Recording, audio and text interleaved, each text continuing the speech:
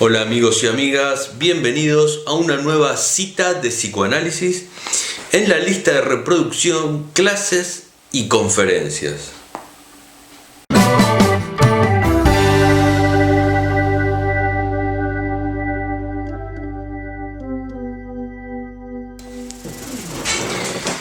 En esta oportunidad les voy a dejar una presentación de avance de investigación que realicé en el 2012 en Apertura Sociedad Psicoanalítica de Buenos Aires. Se llama la presentación Kant con Sade, escala invertida de la ley del deseo. Te los dejo, espero que lo disfruten y nos vemos al finalizar.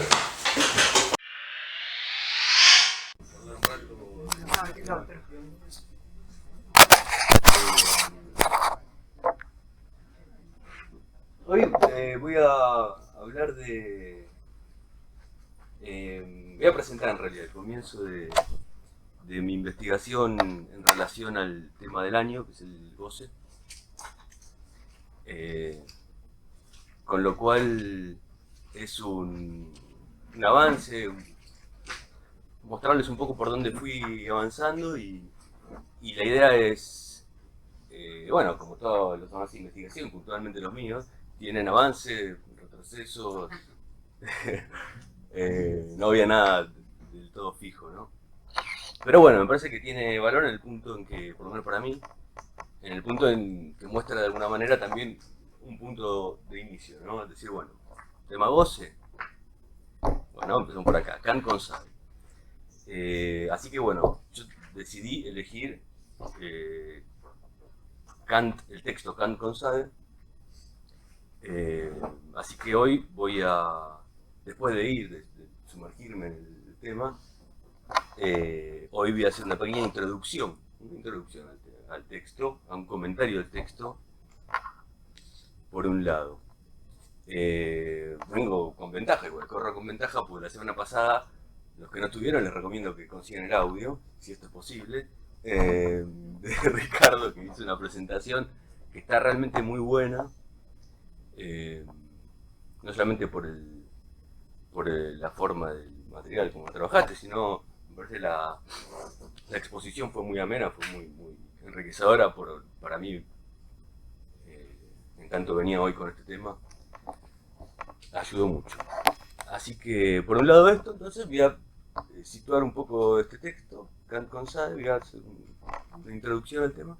Y en segundo lugar, la segunda parte de la presentación de hoy, voy a comentar y trabajar un fragmento de una oración de subversión del sujeto y dialéctica del deseo. Que es lo más jugado eso, ¿no? De la presentación. Así que si no los aburre la primera parte, pero que lleguen con entusiasmo a la última, que es lo más divertido tal vez. Bueno, en principio el texto entonces, Kant con Sade, es un texto, bueno, es publicado en Los Escritos, en el 66, tiene fecha 1963. Fecha 1963. Supuestamente ahí dice que figura a pie de página que le fue pedido a Lacan para prefacio de una revista en la que iba a ser publicada La filosofía en el tocador, el texto del Marqués de Sade. Después tenemos el Seminario 7, como otro de los textos en el contexto del cual no he leído. El Seminario 7, la verdad no lo he leído, con lo cual me voy a basar en el texto Kant con Sade y otras referencias, pero no en el seminario. Después uno cuando va al seminario, después de estar en Los Escritos, por lo menos en mi caso, es como que el seminario fluye, dice mucho más. Entonces, el Seminario 7, que es del 59. Kant con Sade, del 63, y subversión del sujeto, que es del 60. Ahí me voy a mantener ahí. Y también podemos suponer que, digamos, entre esos textos, la concepción de Goce, o la forma en que lo trabaja Lacan puede tener cierta similitud, o mantenerse dentro, conseguirse como un momento donde trabaja Goce de una determinada manera. Así que bueno, voy a ir directo ahí.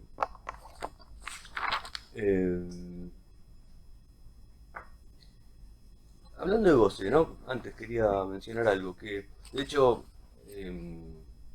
yo sigo diciendo Goce por lo difícil, pero bueno, al principio de año habíamos acordado, me parece que tiene que ver con cuando hablamos de lo que dice en el programa o en qué consiste un programa de investigación, de llamar gozo al goce. Con lo cual se puede considerar como un acuerdo, una decisión metodológica de los que aquí participan o no participan del programa, el hecho de llamar gozo al goce. Claro, ayuda, sí. Así que bueno, voy a tratar de seguir diciendo gozo. Así que bueno, voy a comenzar por Kant con Sade.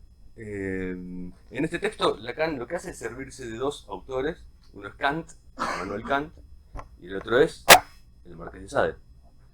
Del primero toma Crítica de la razón práctica, ¿sí? El libro Crítica de la razón práctica. Y del segundo, a pesar de que nombra otras obras del Marqués de Sade, toma como central la filosofía en el tocador. Para los que no leyeron nada del Marqués de Sade,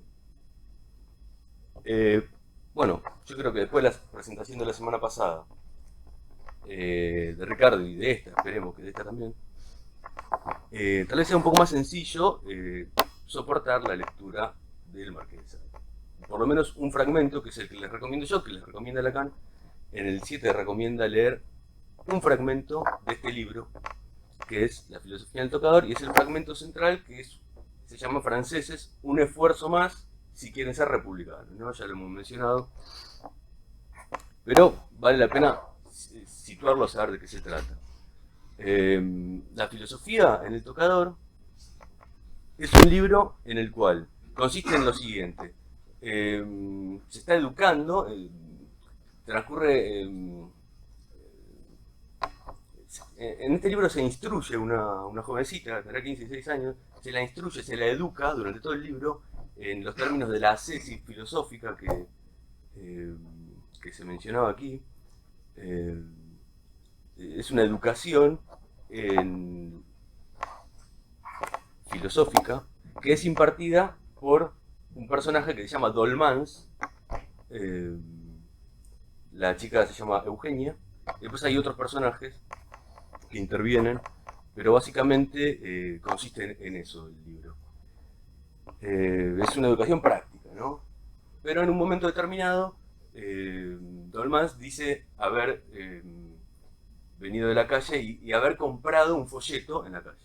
Dice que compró un folleto en la calle, justamente recién impreso, ¿sí?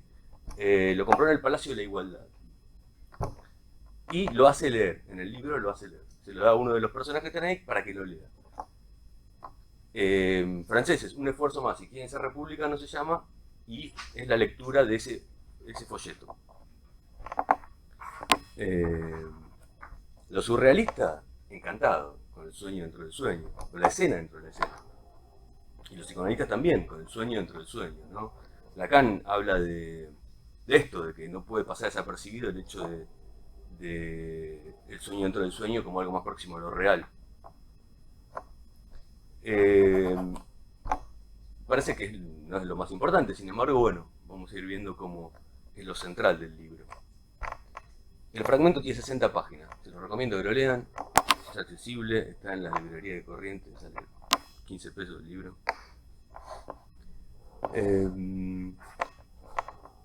Entonces básicamente lo que dice Lacan es que este libro de Sade, del Marqués de Sade, concuerda con el de Kant, Crítica de la razón práctica.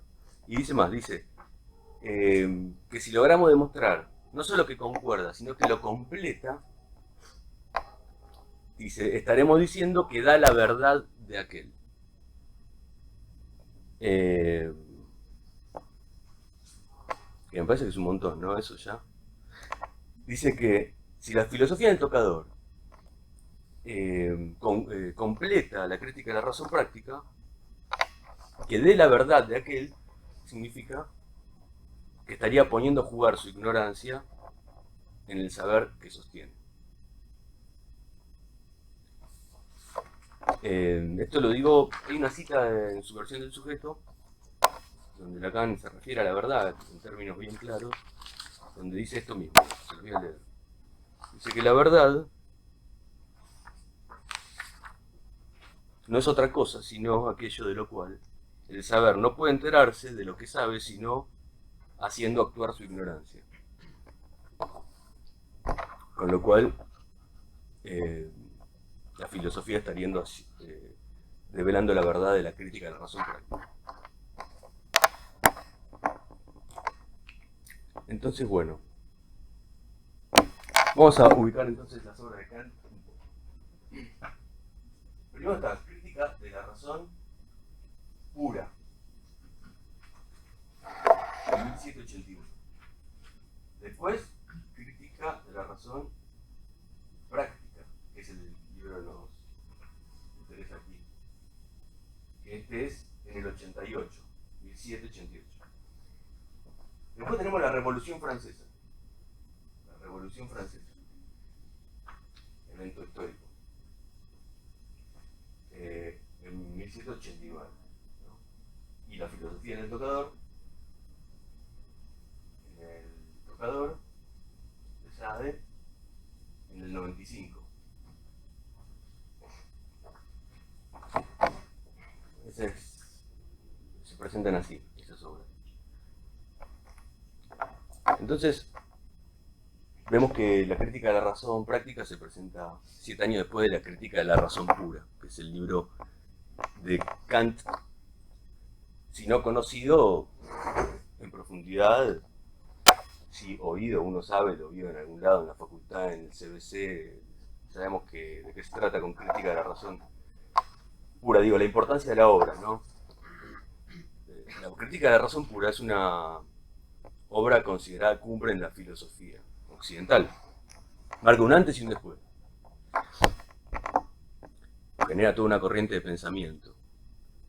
El año pasado, en una de mis presentaciones, había trabajado un poco cómo a partir de ahí se genera toda una corriente, pero en línea con que llega hasta Freud, ¿no? Fechner, Bruck y von Helmholtz son neocantianos.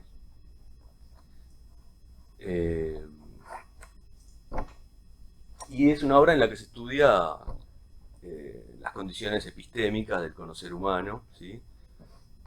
Y donde ahí Kant organiza la investigación a través de los juicios, analítico y sintético, a priori y a posteriori, ¿sí? Complejo, es cuestión de ir a verlo, al que quiera, pero básicamente eso es lo que trabaja ahí, y a partir de eso hace un cuestionamiento y un planteo muy novedoso que marca un antes y un después.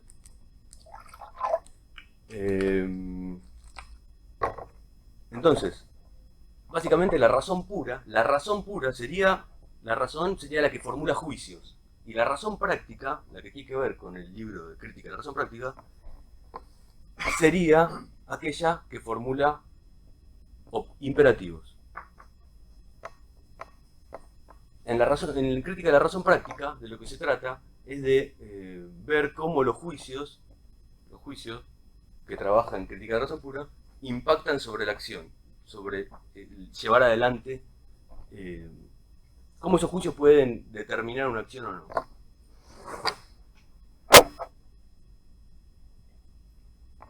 Es lo que trabaja en Crítica de la razón práctica, que es de 1788, como vemos. De alguna manera continúa con los desarrollos de la crítica de la razón pura en los términos que les comentaba, ¿no? Cómo los juicios impactan en la acción. Y en esa obra Kant lo que hace es trabajar la voluntad, los imperativos, la acción misma. Trabajando todo eso es como trata de dar cuenta de cómo los juicios pueden llevar a pasar a la acción.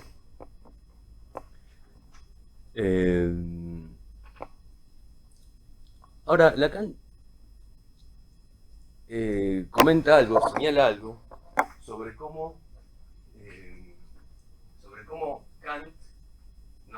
introduce, dice así, cómo Kant nos introduce en este libro, La crítica de la razón práctica, o en la razón práctica. Y toma una oración en alemán, que es la siguiente.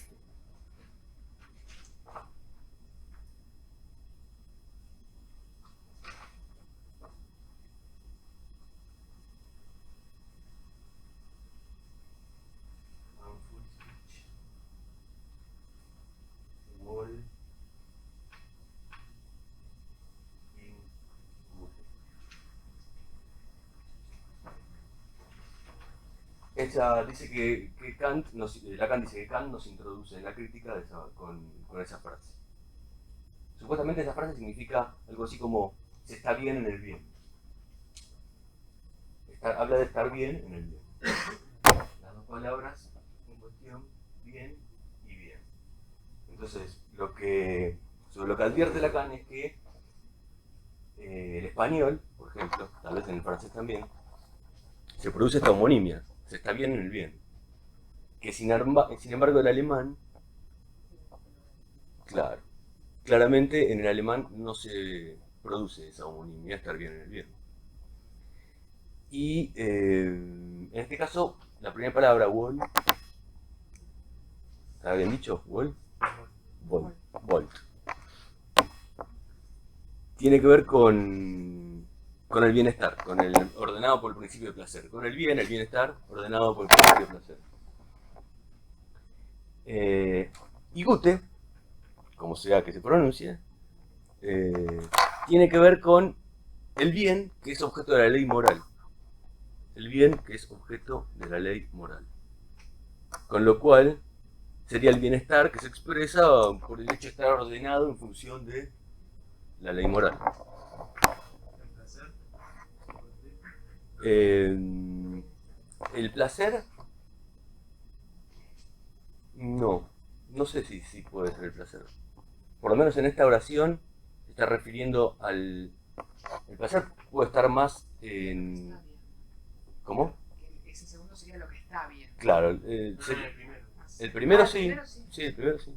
Sí, sería el bien, estar bien, placentero o no, pero en homeostasis, si se quiere. Por la referencia del placer en las reflexiones generales sobre ti. ¿Qué? Tengo entendido que en las reflexiones éticas y o morales, digamos, el bien está orientado también hacia el placer. A ver, tengo una confusión importante respecto a eso, estoy tratando de meterme en el tema, pero está bien. Aparece muy emparentado ese bien último hacia el que se dirige la ética, de la ética con el placer. Por eso te preguntaba si... ¿Emparentado o opuesto? No, aparece siempre... Pero en todas las corrientes que surgen las autores, no. ¿O lo pensaste a ver, en Aristóteles? La moral de los bienes, a eso te referiste. Me parece que es distinguible. Sí, me parece que acá me parece que apunta más a la satisfacción que da el hacer el bien, ¿no? El bien moral. En ese sentido se puede tomar como placer, digamos, pero no es hedonista, no es hedonista. No es una satisfacción hedonista, felicidad. No, para nada. Y es el satisfacción que da, es como más interpretado con el bienestar o la satisfacción que produce estar de acuerdo con la ley moral. Cuando uno actúa de acuerdo con la ley, produce la satisfacción, el placer, esa concordancia. Sí, incluso es estar bien. Me parece que tiene que ver con... Por eso Lacan hace hincapié en el principio de placer. O sea, estar bien en términos de homeostasis, digamos. O estar bien. Si vos estás en relación a la ley bien, está tranquilo. Y en el caso de Sade, estar bien en el mal. Es distinto, sí. Claro. Acá lo que está destacando Lacan, me parece, es cómo en Kant aparece claramente, en principio, ¿no? Cómo aparece claramente como no aparece esta homonimia, que podría tornarse confusión, y que el gut está bien relacionado directamente con el bien moral, que tiene que ver con la moral. A esto le agrega el hecho de que en Kant, supuestamente, la moral humana está regida por un imperativo, ¿sí? Por imperativos categóricos, que ahora lo vamos a ver. Pero que esos, lo que quiero destacar ahora es que esos imperativos, supuestamente, son oídos de dentro nuestro, digamos, es como que apunta a que esos imperativos es algo que oímos de dentro nuestro, el imperativo viene de dentro, ¿sí? Nuestro. Y se presentan como categóricos.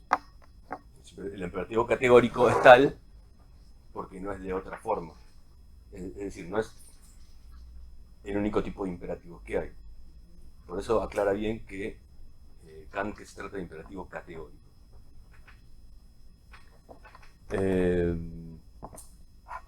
Bueno, y el imperativo categórico kantiano lo plantea en este libro, Crítica de la razón práctica, que de hecho es una referencia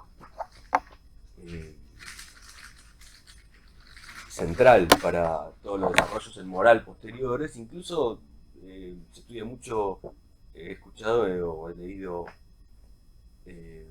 los seminaristas.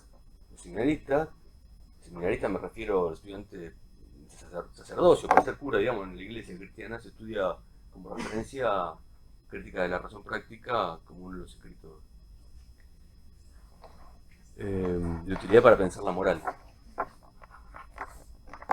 El imperativo categórico es un mandato con carácter universal y necesario, ¿sí? Y carácter necesario y universal. Prescribe una acción como buena en forma incondicionada, ¿sí? Y manda algo, es un mandato por la acción en sí misma, digamos, sin fijarse en la consecuencia de la acción, nada. Es independiente de lo que se pueda conseguir con la acción en sí que está mandando. Y es considerada la acción que está mandando como necesaria en sí misma, sin referencia a ningún propósito. Y Kant dice que este tipo de imperativo es el imperativo propio de la moralidad humana. Un imperativo hipotético, por ejemplo, sería uno en el cual se pone en juego el resultado de esa acción. Por ejemplo, no tenés que robar porque puedes tener problemas con la ley. O no tenés que hacer tal cosa porque podés ganar o perder tal otra, digamos. En el imperativo categórico no está presente la consecuencia de la acción en sí, sino que es un imperativo en sí mismo que impone determinada acción como universal y necesaria.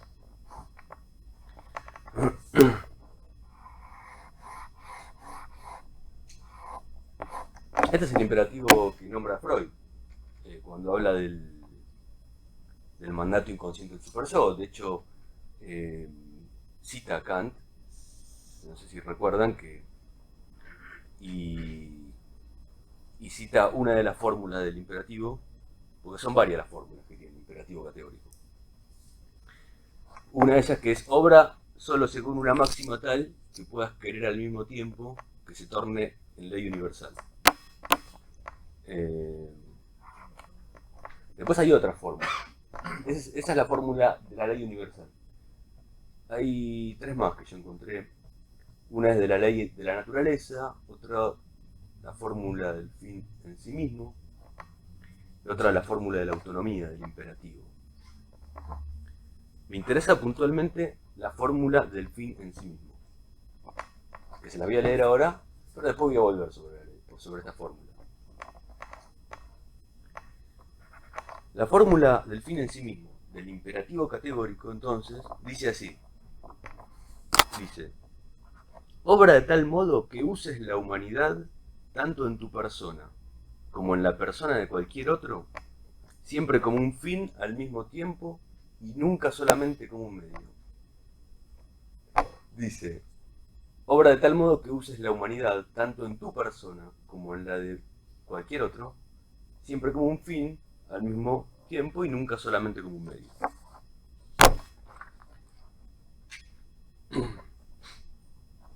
Después, por ejemplo, la de la naturaleza es obra como si la máxima de tu acción debiera tomarse por tu voluntad, debiera tornarse, perdón, por tu voluntad, ley universal de la naturaleza. Esa es otra forma del imperativo categórico. Así que esas son las fórmulas. Entonces, volviendo un poco al principio, lo que decía Lacan. Decía que la crítica de la razón práctica completa, que la filosofía en el tocador completa la crítica de la razón práctica.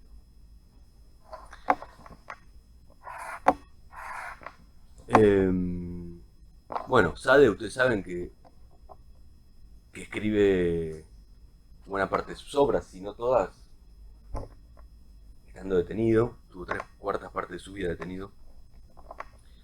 Y filosofía en el tocador la escribe puntualmente detenido en la Bastilla. Que la Bastilla es una fortaleza, ya no está más, que representaba el poder monárquico en la Francia de ese momento. Cuando se toma la Bastilla es cuando se produce, al revés, cuando se produce la Revolución Francesa se toma la Bastilla. Y bueno, como en cualquier momento de transición, digamos, el gobierno francés estaba oscilando entre una monarquía constitucional, una república, ¿sí? Era un momento de transición.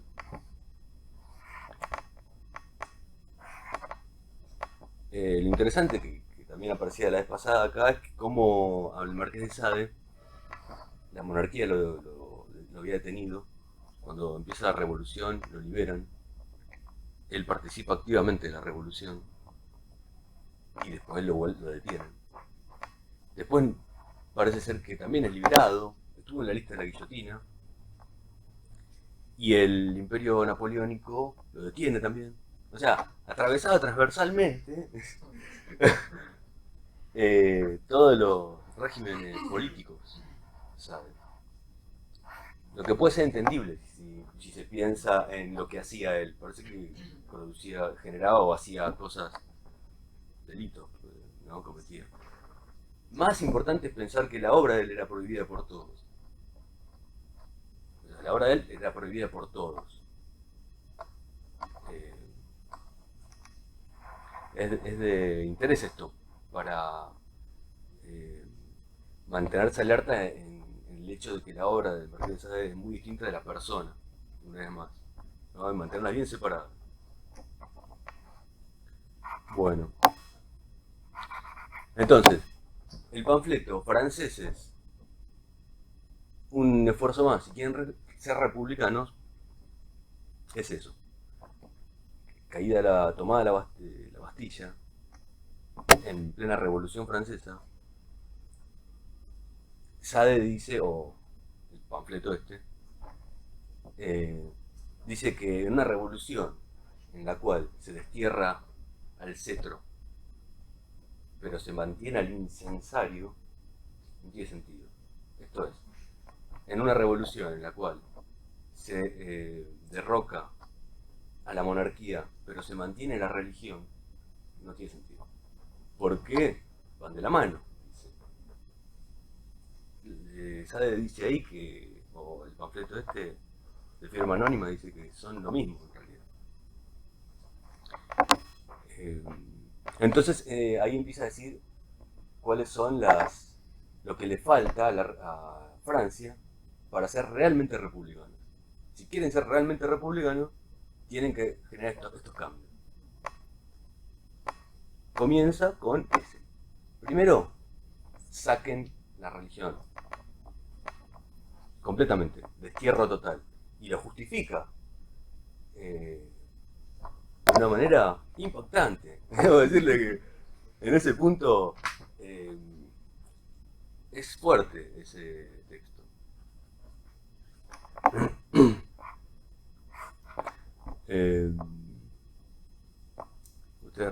Bueno, Sade plantea siempre el ateísmo integral, recién charlábamos, ¿no? Bueno, es coherente con este panfleto donde lo primero que postula es, primero, hacer a un lado a la religión. Tener en cuenta que el rey representa el poder de Dios, ¿no? Es radio para voluntad de Dios. Además, claro. Si hay uno y no hay otro, o sea, el orden igual se mantiene. El mismo orden, digamos. Respondería al mismo orden. Claro. Sí, tal cual. Sí, es importante leer cómo argumenta, como lo que sigue. Una vez que puede argumentar el hecho de dejar a un lado, de quitar completamente la religión, pasa a analizar con la antorcha de la filosofía, dice así, los deberes del hombre. Y dice que siempre los deberes del hombre se consideraron de tres maneras. Primero, los que su conciencia y creencia le impusieron hacia el Ser Supremo. Eso ya no es necesario analizarlo, porque como el Ser Supremo ya ha quedado de lado, esos deberes del hombre, ese en principio queda abolido. Después dice, los deberes del hombre que está obligado a cumplir para con sus hermanos. Y ahí es el punto más extenso, donde, bueno, comienza en este apartado a cuestionar y destruir completamente la idea del prójimo. Por eso Klosowski escribe Sade mi prójimo, es mi prójimo, el libro de Klosowski. Empieza a decir, a argumentar para quitar el mandamiento cristiano, ama a tu prójimo como a ti mismo. Parte de eso. Una vez que despedaza ese mandamiento, porque lo considera contrario a la naturaleza, a las leyes de la naturaleza, amar a su prójimo como a ti mismo, y a la república nueva. En una república nueva, dice, no, ese mandamiento no tiene lugar. Después continúa, va más allá, analiza la pena de muerte, la calumnia, el robo, los delitos provocados por la lujuria, que pueden ofender a otros, y el asesinato. Todo eso lo argumenta, justifica y considera que, digamos, forma un sistema de pensamiento que hace que dejen de ser delitos. Fíjense. Básicamente, de este apartado, los delitos provocados por la lujuria es de interés. Son de interés, sensato, ¿no? Es esperable también.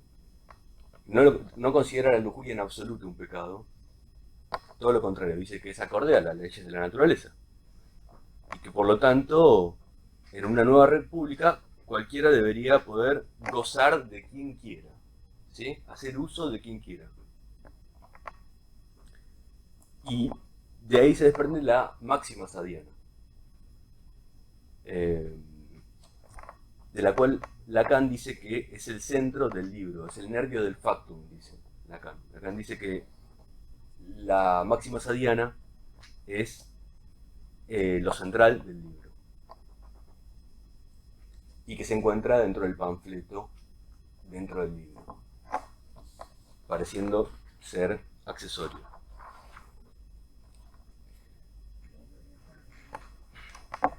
Es interesante porque Lacan dice también que es insólita esta máxima sadiana porque se presenta a la moda de Kant, ¿sí? Se presenta como regla universal, a la moda de Kant. Y les voy a leer la máxima sadiana.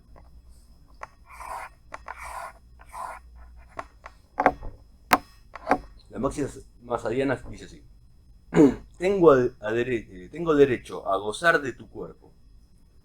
Puede decirme quien quiera, y ese derecho lo ejerceré sin que ningún límite me detenga en el capricho que me venga en ganas saciar en él. tengo derecho a gozar de tu cuerpo, puede decirme quien quiera. Y ese derecho lo ejerceré sin que ningún límite me detenga en el capricho de la gana que me venga saciar en él. Ahora, fíjense que es similar al imperativo que les leí antes, categórico de Kant. El imperativo que les leí antes es este. Obra de tal modo que uses la humanidad, tanto en tu persona como en la de cualquier otro, siempre como un fin al mismo tiempo y no solamente como un medio. Es muy similar. La estructura es la misma. Lacan dice que lo que diferencia a la máxima sadiana de la de Kant es que se pronuncia por boca del otro. ¿Sí? Puede decirme quien quiera, dice. Y que por eso es más honesta, que si apelara a la voz interior, como lo hace la de Kant. Pero puede, no debe. Habilita, pero no es su mandato. Tengo derecho, en esta república, cualquiera puede decir, tengo derecho a gozar de tu cuerpo. Puede decirme quien quiera. O sea, tiene derecho. Pero no es su mandato. Hasta que sienta que lo es. Ahí es diferente del imperativo categórico, que sí es un mandato en sí. Puede ser, sí. En ese sentido, digamos, la estructura es la misma, pero está esa vuelta de tuerca ahí de... Sí, puede O sea ser. que el mandato es para aquel que lo recibe. Si tiene derecho, puede hacerlo, digamos. Eso sí es una orden, pero el mandato en el sentido de universal. Claro, pero digo, para aquel que le recibe, si yo tengo derecho de usar el cuerpo de otro, aquel otro, eso ahí aparece como creo que aparece como mandato. Sí. Se tiene que someter, En sí. ese sentido, ¿no? Pero sería eso es secundario, una orden, o sea, el mandato en el sentido universal y necesario del imperativo categórico no estaría ahí, me parece, no sé. Puede ser. Pero debe conceder el otro. Claro. Sí, ese es el valor, ¿no? Sí, pero podría no presentarse esa ocasión, digamos, en que alguien venga a exigir saciar el derecho que tiene. Podría ser que no ocurriera, que a nadie se le ocurriera hacer una cosa así. En ese sentido no sería mandato, ¿no? Claro. Sí, bueno, pero en otro caso podría ser que no haya que actuar, entonces tampoco va a enseñar con otro. Claro, que no obres de manera Pero no estás cobrando, que no. entonces tampoco Bueno, aparece el problema. Es más cuando aparece algo que es saciable, pareciera, ¿no? O una acción o... Claro, sería que no debe pensar. Igualmente, en la república que plantea Sade, donde estaría siendo válido esta máxima sadiana, supuestamente, o sea, hay toda una estructura que funciona en favor de que esto funcione de una determinada manera, digamos.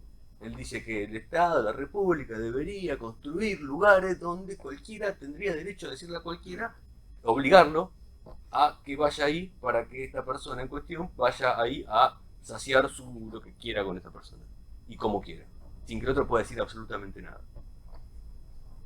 Está buena la pregunta, digamos, la observación tuya. Habría que trabajarla. En realidad no hay excepción. No hay excepción. Digamos, lo que hace es habilitar, digamos, ¿no? No es que manda directamente, pero me parece que la ley, digamos, no lo prohíbe. No prohíbe y habilita, y como él dice, es cierto, lo que una república organizada de esa manera haría que todo ciudadano esté obligado a intercambiar su cuerpo. Claro, si es una comunidad de frígida o infrígida, eso no va a ocurrir nunca. O sea, si no surge esa, no sé, fusión, gana, lo que fuera, no se aplicaría nunca esa máxima. Pero si se aplicara no estaría penalizado, no sería un delito. No había, en una república así no había delito. En el caso de Claro. está todo permitido. No, pero está bien. Me parece que la clave de No puede ocurrir que no ocurra. Tiene que ocurrir. No, pero en una. Perdón, pero en una. Vos decís una comunidad de frígidos, decís. Infrígidos. Sí, ¿no? Suponiendo que así sea, digamos.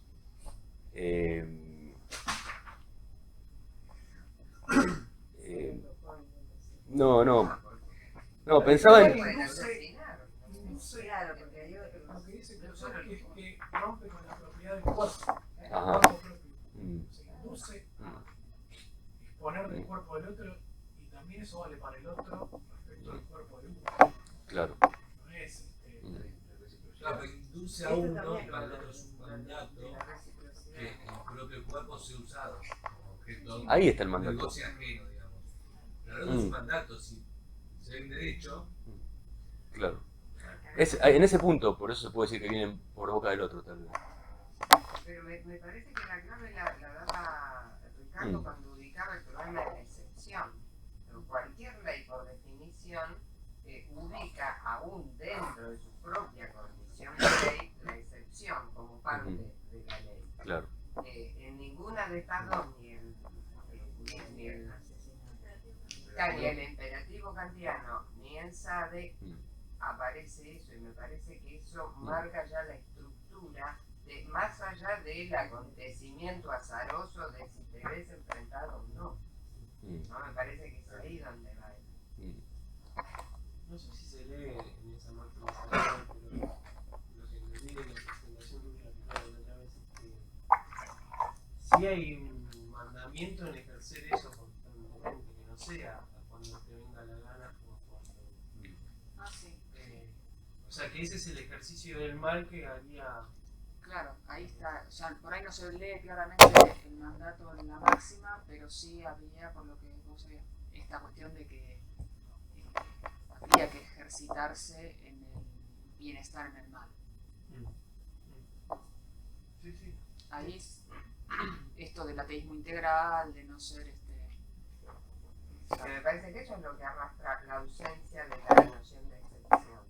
Digo, porque la excepción en la ley ubica eso, la condición, en todo caso, de aplicación. Acá no hay decisión de aplicación, eso se impone. Claro. Me parece que la diferencia entre Ricardo moral decía y que ley, no era cuando tenía ganas. Era hasta podía generar cierta apatía. Era, o sea, eso. Vale, que va, no. Sí, sí, la reiteración, la reiteración constante del mismo acto. Sí. ¿Cuál es la que tiene excepción?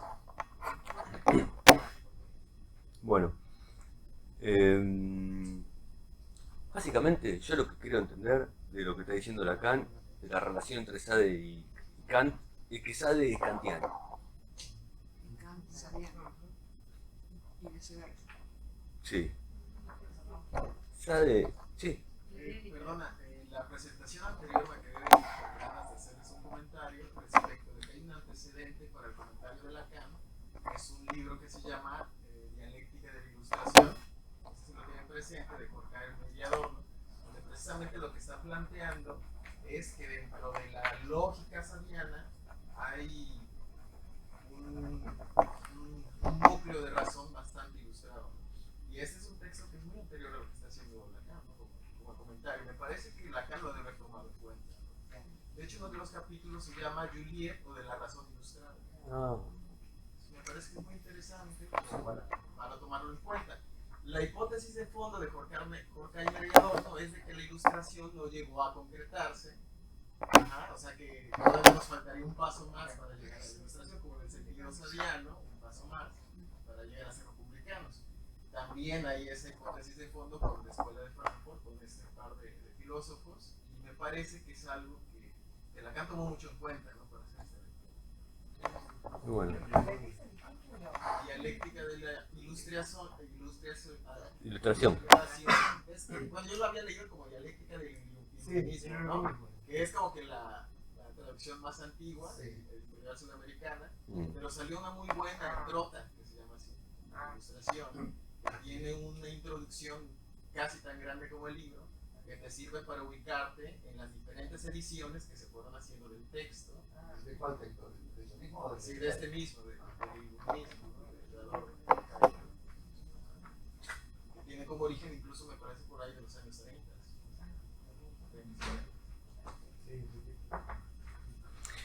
Buenísimo. Bueno, continúo ya para finalizar con esta primera parte, que es la introducción al texto. En línea con esto, ¿no? De pensar que Sade es kantiano, de alguna manera. Y que bueno, efectivamente lo que hace es tomar el argumento kantiano, la forma de plantear kantiana para dar cuenta de una realidad inversa completamente, moral inversa. pero es interesante porque lo hace de una manera completamente aceptable al planteo kantiano, es decir, considerar a la moral como una práctica incondicional de la razón, tal como lo hace Kant, y sostenía en una clara articulación lógica, ¿sí? Que se expresa en el imperativo en cuestión. Pero básicamente, y ahora esta es la bisagra de alguna manera, lo que hace Sade es eso, ¿no? Plantear un resultado, digamos, genera un resultado opuesto, diametralmente opuesto, si se quiere, a la moral cristiana, que es la que está sostenida en el planteo kantiano. Con lo cual, eso es el centro de esta cuestión para mí, ¿no? El planteo opuesto diametralmente, sostenido en una articulación, en un planteo lógico que lo convierte en completamente válida y por lo tanto completamente relativa a la que se impone como la única válida.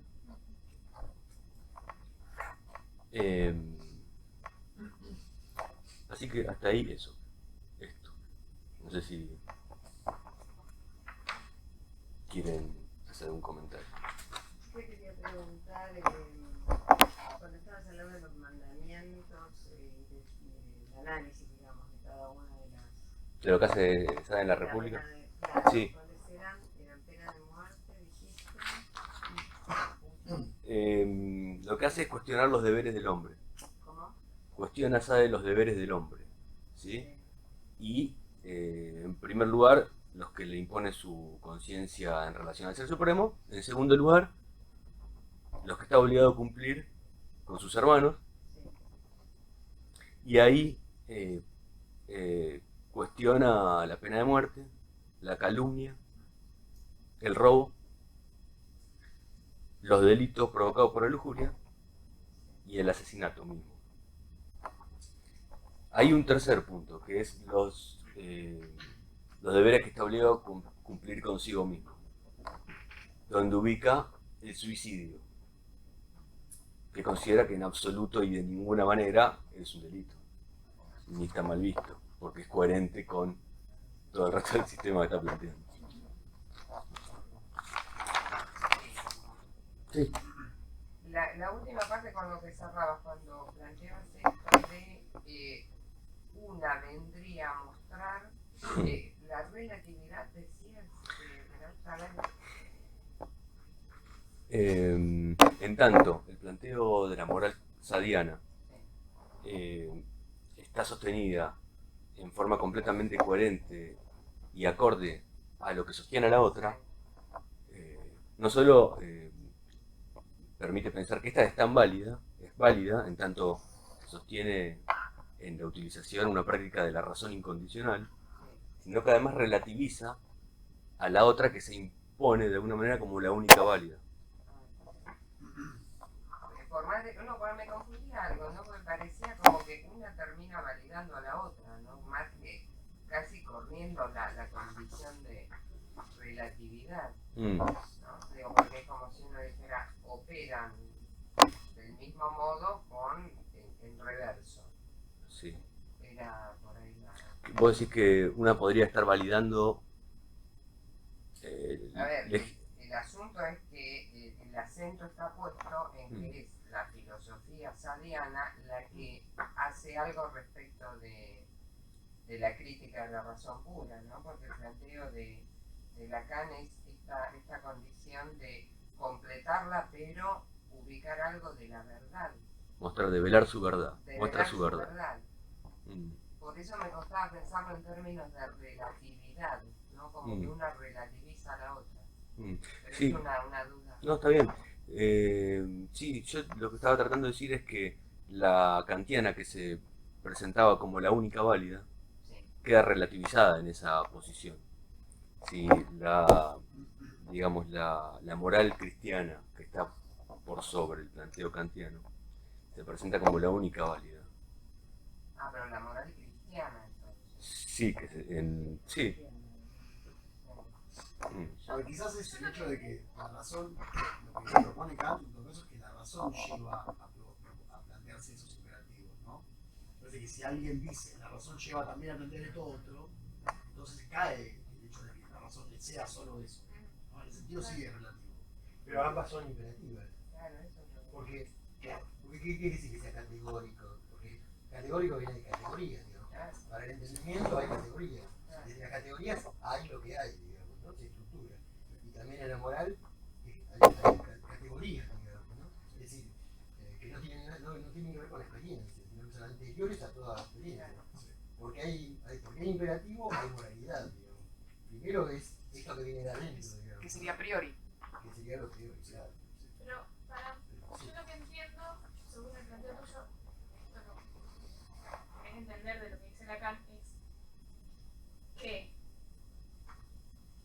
con la misma estructura lógica, con la misma estructura del imperativo categórico, se puede obtener un resultado o un efecto totalmente opuesto al que plantea Kant, digamos, de moral. Me parece que hay una... Está bien. Esa misma estructura del bien en el bien, o sea, con la misma estructura lógica del de un imperativo categórico se puede obtener el mal en el bien con la misma estructura, digamos. O sea, Sí.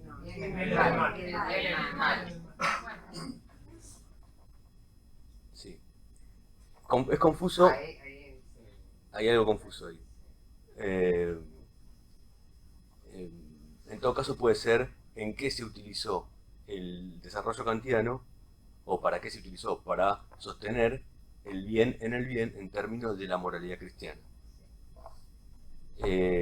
Sade lo que hace es mostrar que el planteo kantiano permite también justificar justamente lo contrario, correcto.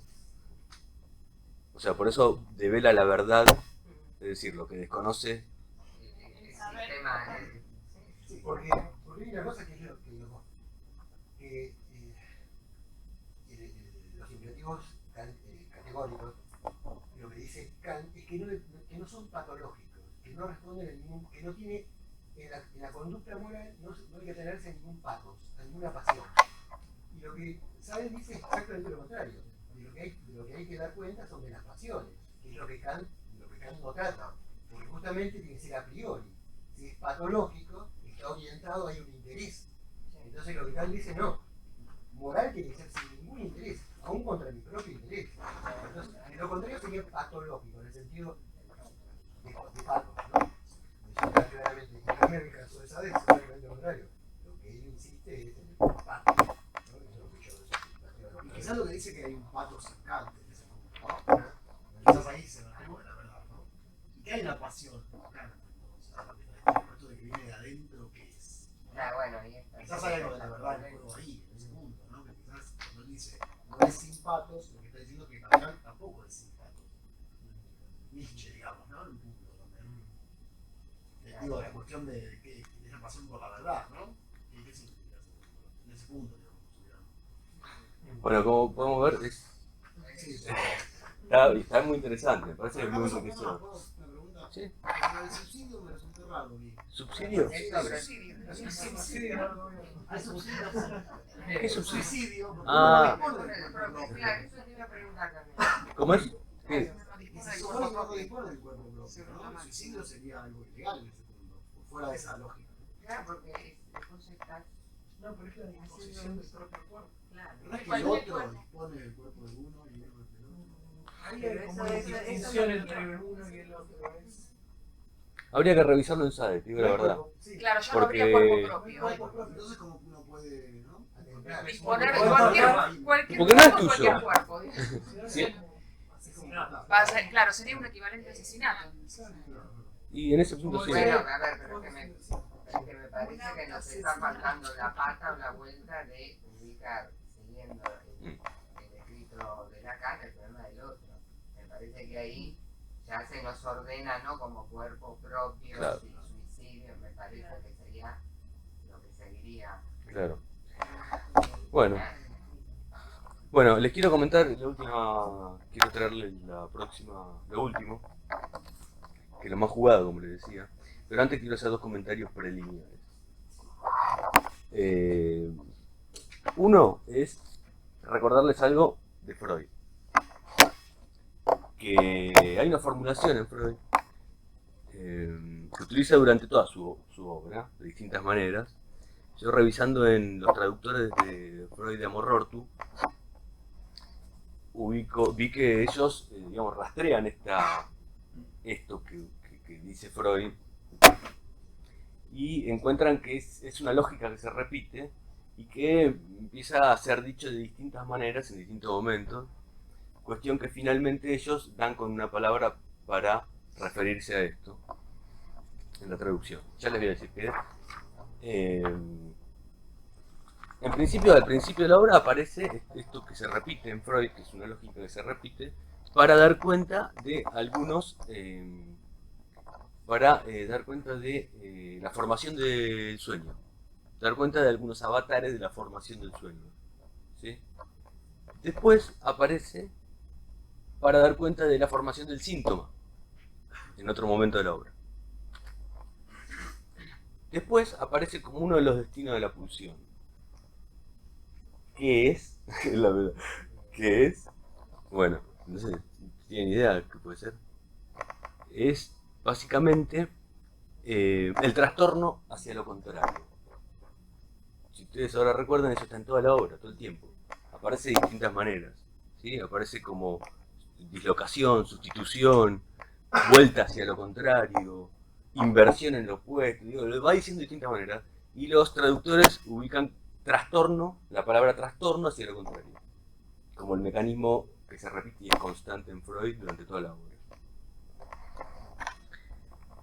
Me parece de interés, ¿no? Para pensar ya algo en relación a esto que venimos diciendo, del inverso, el trastorno hacia lo contrario. De hecho, en el diccionario de Real Academia Española, trastorno, una de las acepciones es subvertir o subversión. Para subversión es otra acepción, pero no importa. En principio, trastorno se traduce como subversión. Segundo comentario preliminar, que no quería yo dejar pasar. El hecho de que este año, en el cual el tema del año es el gozo, desde el principio del año, en las presentaciones de Alfredo, en los comentarios, tal vez del final de algunas presentaciones, y de distintas maneras, aparece el concepto de Begriff. No debe ser azaroso. Yo entiendo que no es azaroso. Me parece que es una... bueno, está relacionado con el tema, no está por fuera del tema del año, que es gozo. Creo que debe tener relación directa con el tema. Gozo y Begriff. Fin de los comentarios preliminares.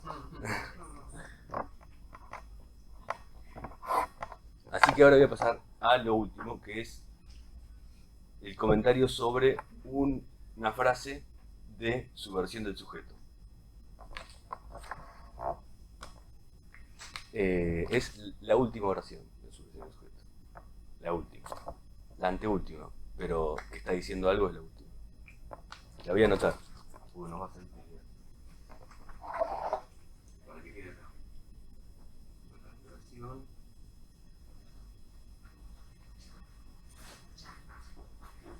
Quiere decir que es preciso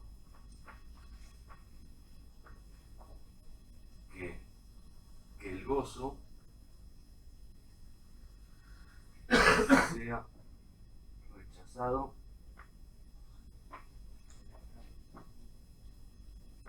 para ser alcanzado en la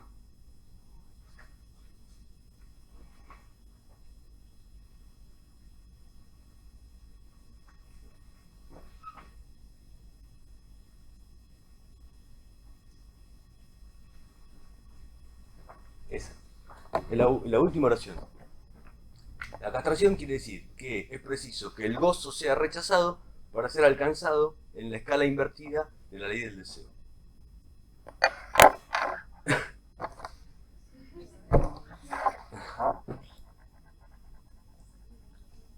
Así que bueno, ya que lo decía, ya que dice, va que... sí, ahí voy, por eso. Me dije, bueno, hay que estudiar gozo, hay que ver qué onda, investigar con gozo. Acá lo dice. De hecho, si uno se fija en su versión, cuando... Esta es la última versión, pero cuando uno vuelve a releer, está muy bueno ver cómo la argumentación general del texto está organizada de la forma siguiendo un recorrido de ocho interior como el que está planteado en el libro de Grafo el Deseo. Vieron que dice el Grafo el Deseo es así y que esto cierra acá y esto acá. Bueno, la argumentación del texto en general va tomando ese ordenamiento. Cuando cambia de tema, seguramente pasa algo que genera ese bucle. Es impresionante. Su versión en sujeto. Su versión en sujeto. ¿Cuál? En el Grafo del Deseo. El libro de Alfredo, ¿viste? Que plantea que el cierre de Grafo. Bueno, a mí me pareció, no sé si me pareció o qué, pero a mí me parece que, digo, no sé si me pareció a mí, pero a mí me pareció que está organizado de esta manera. Bueno, entonces, ¿cómo entender esa frase? No sé si es necesario entenderla, la verdad no lo es. La vez es bueno ordenarla. La vez podemos ver. Por ejemplo, para empezar a ordenarla.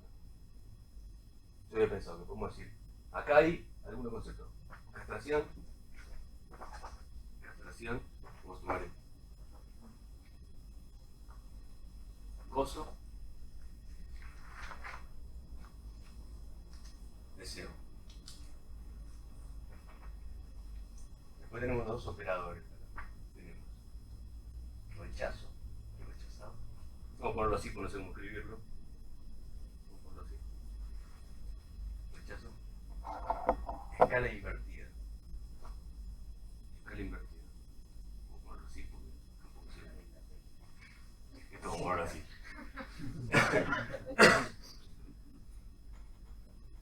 Podemos sacar escala. Dejar inversión. Igual es de mucha utilidad trabajar sobre escala, porque se puede trabajar, de hecho lo tengo, pero no creo que podamos hoy, pero sobre la escala musical, de la inversión de escala musical. La escala se puede invertir, es inversión de escala musical. De hecho se genera en la inversión, una forma de inversión de escala, tengo entendido, que tiene que ver la fuga. La fuga es una forma de inversión de escala, o de melodías. Es una forma de inversión de melodías. Una melodía invertida en contrapunto da fuga. Hay un tema ¿Inversión en el sentido del trastorno? No, en música es otra cosa, por eso habría que verlo. En música la inversión es, por ejemplo, una melodía, que es un conjunto de notas con una distancia determinada entre ellas, ordenada con una disposición tonal determinada dentro de una tonalidad. Invertirla es tocarla igual, pero distinta. Igual, pero en otro, digamos, en otro nivel más agudo, más grave, por decirlo así. Algo así es una inversión. Se puede invertir. Proyectada en otra escala. Pero es la misma escala, pero con una inversión.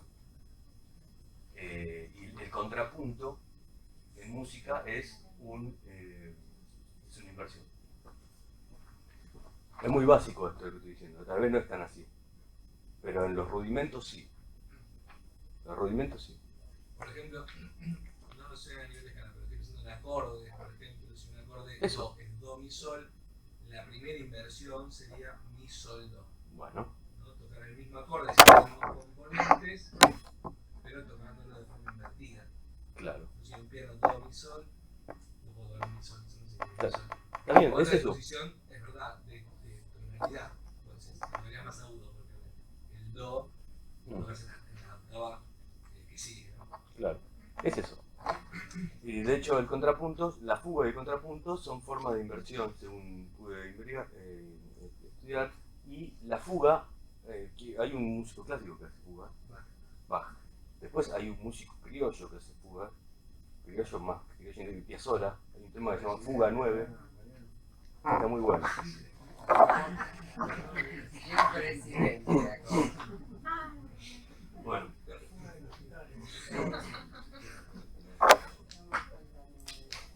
Bueno, un paso más y ya terminamos. Esto es lo complejo, ¿eh? Esto es lo complejo.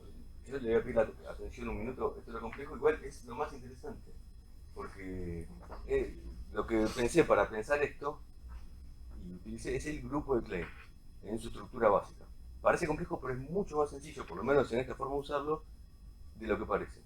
Se lo voy a recordar. El grupo de Klein, hay un texto que se llama Las estructuras de Mark Barwood, no me acuerdo el nombre, después lo paso en todo caso, que establece el grupo de Klein de esta manera, en su estructura básica.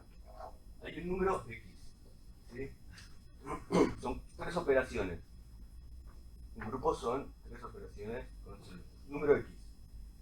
Acá se da el opuesto. Este es el opuesto. Bueno, de X, el opuesto es menos X. Es una operación involutiva, porque si decimos X menos X y le agregas el opuesto, volvemos a donde estábamos. Acá abajo se repite esta operación, el opuesto. Y acá se dan el inverso, que son cosas distintas. Acá se da el inverso y acá lo mismo. El inverso. O sea, así el opuesto y así el inverso. Acá tenemos 1x, esto es así. El inverso de x es 1 menos x, que también se puede pensar como x a la menos 1, pero bueno, en fin. Y acá lo mismo, menos x es menos 1x. Esto funciona siempre igual. Acá se puede atravesar de acá a acá y de acá a acá. Se puede atravesar. Entonces, de acá podemos llegar acá, pasando por el opuesto, y al opuesto producir el inverso, llegamos acá. O sea, x, el opuesto de x, y eso lo aplicamos al inverso y llegamos acá. Si pasamos por acá en medio, salteamos las 2 operaciones. Ahora, si llegamos hasta acá y después aplicamos el inverso y después el opuesto, volvemos a x. Esto en general da 0, el opuesto da 0, y el inverso da 1 supuestamente. Pero bueno, eso es aritmética. Lo que es interesante acá es las operaciones que se aplican sobre esta estructura que se mantiene siempre igual. Bueno, entonces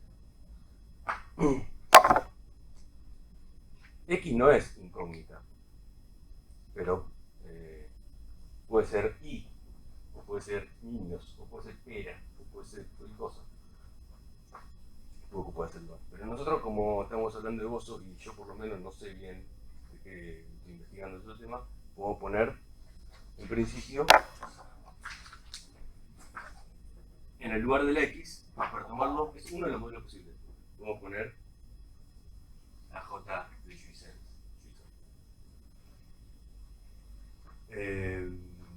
Ahora, la castración quiere decir que el goce debe ser rechazado. Que el goce debe ser rechazado, si yo tengo X menos X, se puede pensar como un rechazo o un no está, o digamos, en el opuesto puede pensarse un rechazo, en los términos de que ya no está. Vamos a poner acá entonces castración. El goce quiere decir que la castración quiere decir que el goce tiene que ser rechazado. Y para ser encontrado en la escala invertida de la ley del deseo. Puedo poner deseo. Bueno, es una escala, es un grupo, es un conjunto de elementos, si es una escala. Una escala significa que son varios elementos y no uno. O es una cadena, por ejemplo, significa. O entre la cadena encontrar. Acá se produce la inversión, acá la oposición. O sea que tenemos ubicado el goce en la escala invertida, después de la operación de castración, ya que es necesario que sea rechazado, para ser encontrado en la escala invertida. Son 2 operaciones. Y bueno, acá no sé, pero es una forma de pensarlo, en oposición.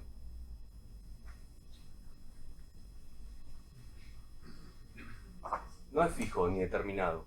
También puedo poner acá frente del goce.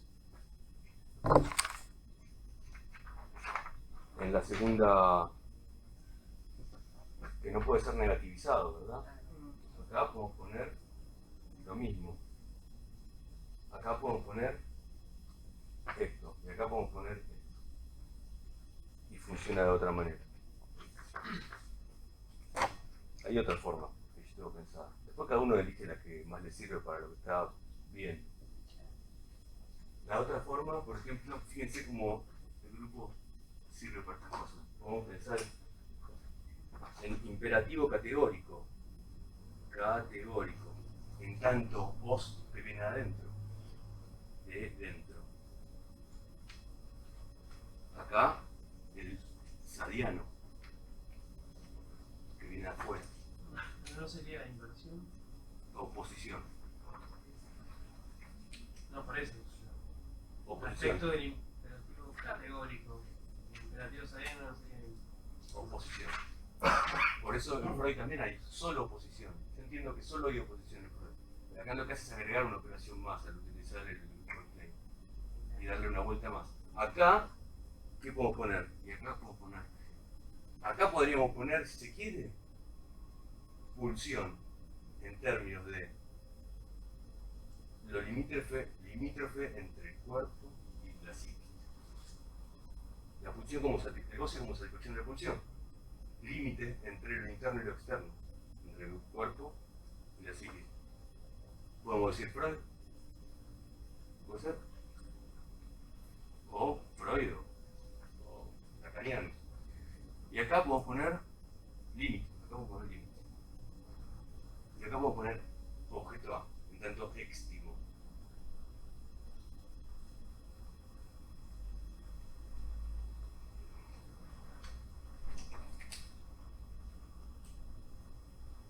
Pero bueno, después se presta para variadas formas.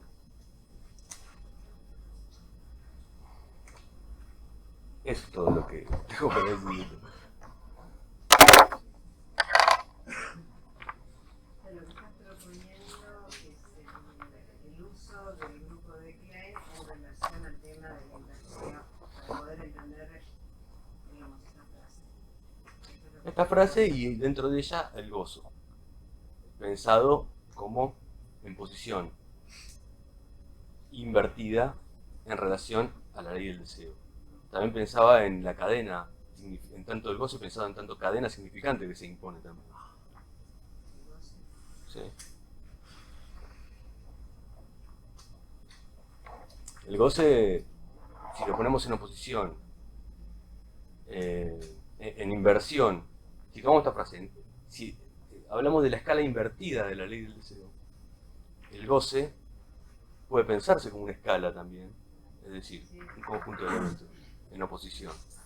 Claro, pero pensaba que el punto entre deseo y gozo ahí en esa frase Sí. es que hay una regulación de ley para el caso del deseo, ¿no? Y pareciera que el problema del gozo se presentaría invertido también en esos términos, algo que, como si uno dijera, per se escaparía a la condición de la ley. Claro, sí, es verdad. Se presenta. ¿Cómo no te entendí? ¿Eh? O sea, uno podría plantear así, que la condición para que intervenga la posibilidad del rechazo, porque está partiendo de ahí, de la castración, que sería lo que termina articulada a la ley para el deseo, ¿no? El deseo que opera en relación a una ley, que sin la operación de la castración no sería posible porque el gozo en tanto tal es lo que quedaría por fuera de cualquier regulación. Sí, no sé yo, eso es lo que estaba dudando yo de que sea así, porque me parece... Leí... Yo no digo que sea así. No, yo no. digo que es una- No, está bien, está bien. No, yo justamente veía que acá lo que dice en su versión del sujeto es que el gozo está siempre interdicto, ¿no? Y el término, la elección del término jouissance, en tanto equívoco entre oigo y gozo, oigo sentido, pone en juego de alguna manera eso, ¿no? Que hay una suerte de ordenamiento, tal vez, en el gozo. O no se puede del todo llegar, no sé. Bueno, porque ahí dice que el gozo será alcanzado en escala invertida de la ley. Es preciso que el gozo sea rechazado Para ser alcanzado, o sea que hay como una transformación del gozo que entra de esa manera invertida en la ley del deseo. Sí, Lo que permite armar lectura de ese sentido, de deseo, es esta orientación fálica de ese goce. Permitir leerlo, si no, no se puede leer. Que entre en lectura, vendría a ser. Claro. Como la ley del deseo, que se lee en escala, ¿no? También tiene por ahí, pero lo que permite que algo sea leído. Según entiendo yo esta frase de... Sí, sí, sí. Sí, claro. Por ahí aclara, no, pero lo que Lacan va a decir después, el seminario de la lógica, es que el significante, la castración, separa el goce del cuerpo. Ah, bueno. Sí.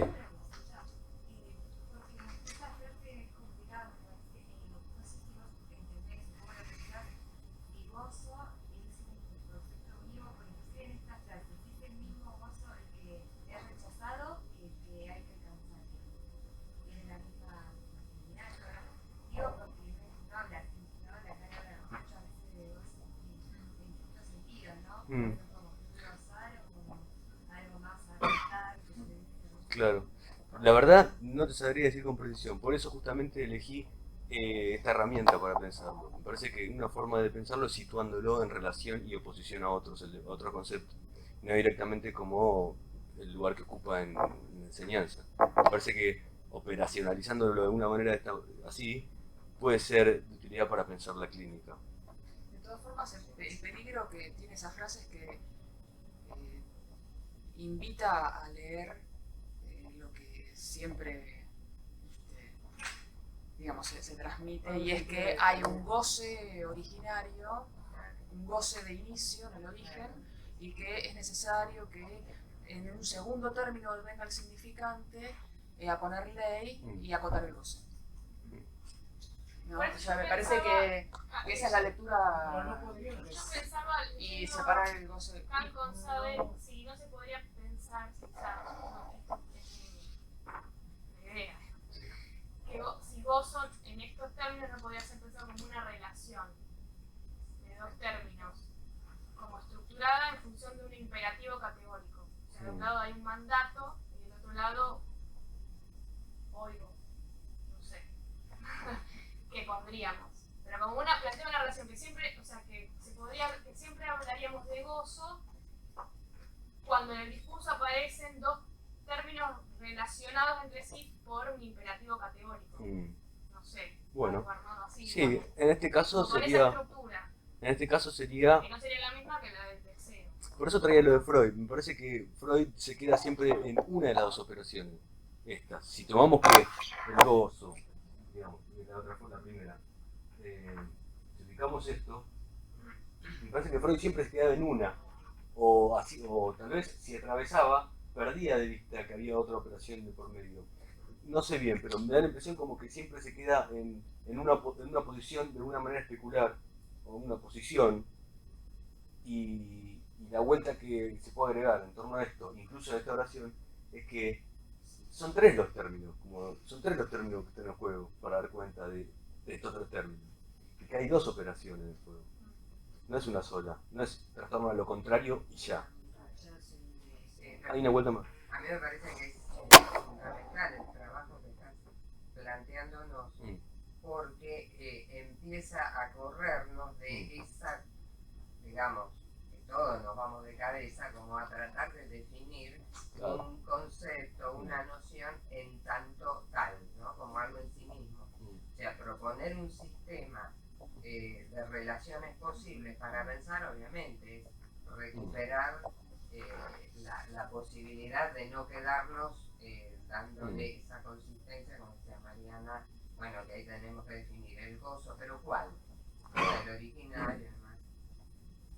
por eso yo había preguntado pensando si podíamos empezar a ubicar como otro sistema de relaciones cuando la idea de deseo, que es la relación a una ley, jouissance, no, pero bueno, para armar sistema de relación. Claro. Me parece que se puede contemplar la posibilidad de que el goce no sea rechazado. La psicosis, por ejemplo, por ahí podría ser dar testimonio de que el goce no sea rechazado. Supongamos que uno podría hablar de gozo para un sujeto siempre que una frase, un sentido o determinado significante aparezca como imperativo categórico, no importa cuál es el contenido de esa frase o cuál sea eso. O sea, pero que cuando un significante o una frase funciona para alguien como un imperativo categórico, un mandato, se podría hablar de gozo. Eso es lo que yo pensaba que quizás la X no hace falta que sea una incógnita, puede tener un contenido, cosas por el contenido. Sí. Y en ese sentido, que dice ella, tomando lo que dice Mariano, que lo articulabas a la psicosis, digamos, sería cuando no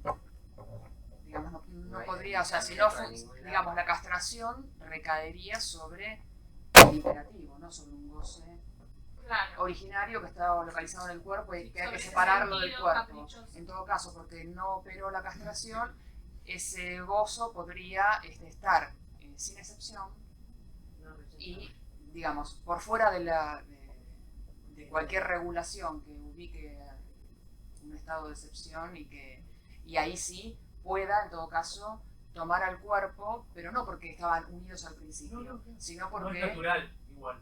Claro, pero es que es como vamos siempre de cabeza a leer eso, porque si no queda como que la psicosis es el estado originario y después la castración nos neurotiza y si no operó, quedamos en que el goce no se nos separó del cuerpo. Y en realidad lo que ocurriría en la psicosis, en todo caso, es que ese goce puede afectar al cuerpo como si nada, digamos. O sea, que el lenguaje directamente tiene incidencia sobre el cuerpo, produciendo cualquier tipo... O sea, no tengo estómago, ¿no? O sea, ese tipo de cosas. Pero ya es producto del lenguaje. Claro, pero no es porque no se lo separó del cuerpo, porque originariamente estaban unidos. Porque el goce es del cuerpo. Bueno, Freud, hablando de esto, sino decía... que toma el cuerpo a posteriori de no haber operado la castración sobre ese... Sí, discurso, lenguaje. Claro. Bueno, lo último, ya terminamos. En un texto de 1910, sobre el sentido antitético de las palabras primitivas. Freud habla de esto, que considera que palabras que en algunos lenguajes son la misma, pero representan dos cosas, son el relicto de un momento en el cual estaban indiferenciadas, como la pulsión de vida y pulsión de muerte, y la desmezcla, digamos. Es ese sistema. De alguna manera, es esto que vos decías. Y donde se pone en juego siempre una oposición sola, una única operación en juego para diferenciar. No.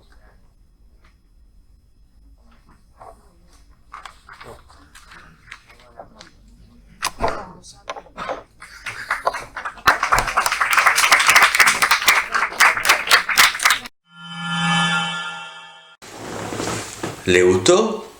Bueno, me alegro mucho. Déjenme sus comentarios, suscríbanse si no lo hicieron todavía y sigan disfrutando el material que hay en el resto del canal. Abajo les dejo la indicación de las distintas listas de reproducción que pueden ver en este canal. ¿Sí? Bueno, les mando un saludo y nos vemos en la próxima cita de psicoanálisis.